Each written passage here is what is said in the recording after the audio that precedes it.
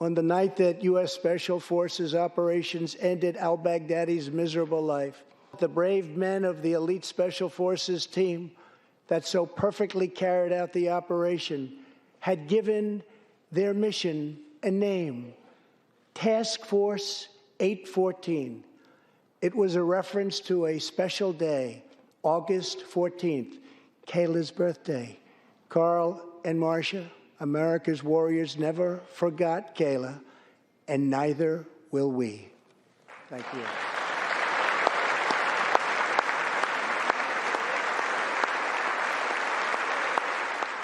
President Donald Trump speaking there at the State of the Union address, February 4th, 2020. Good morning. Welcome back to Wake Up. I'm Rob Finnerty.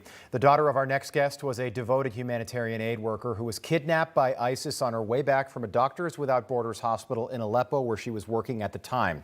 Kayla Mueller was held captive and tortured by the leader of ISIS at that time, Abu Bakr al-Baghdadi, before she was murdered. Then, on October 26, 2019, President Trump ordered the successful U.S. Special Forces raid that killed al-Baghdadi, a bittersweet victory at the time for the Mueller family. Joining us now is Kayla's father, Carl Mueller. Carl, good morning. Thank you so much for being with us. We really appreciate it. Good morning, Rob. Thank you for having me. I'd like to start with giving my condolences to the soldiers and the families of the lost ones in Afghanistan, also the injured. Our military families give so much and sacrifice so much. I want to give them a thanks and condolences. Thank you. Thank you for that, sir. August 26 is a date which we will not forget. Those 13 American heroes, their lives taken needlessly, if you ask me.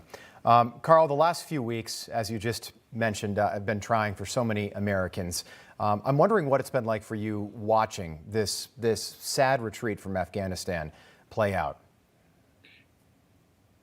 Well, you know, when Mr. Biden was elected, that was one of my greatest fears, was the hostages that are still being kept away from United States. And it has worked out to be true. My worst fears that once again, Mr. Biden has underestimated a terrorist organization.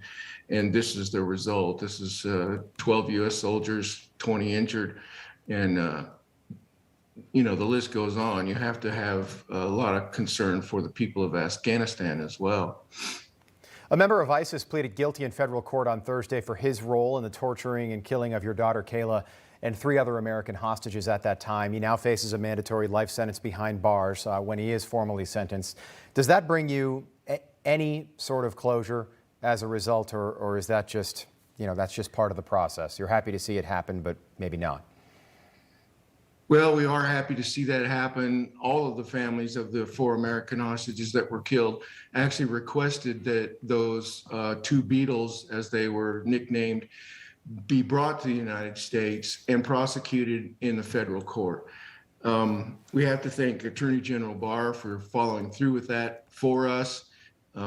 It was 5 years that their transfer was held up, and Mr. Barr finally sent a letter to, I have it here with me, to Mr. Patel, the English, and told them that if they didn't share the evidence with us that they had against these 2 Beatles, that he would then transfer them to the Iraqi government for prosecution, which at that point in time would have been pretty much a death sentence.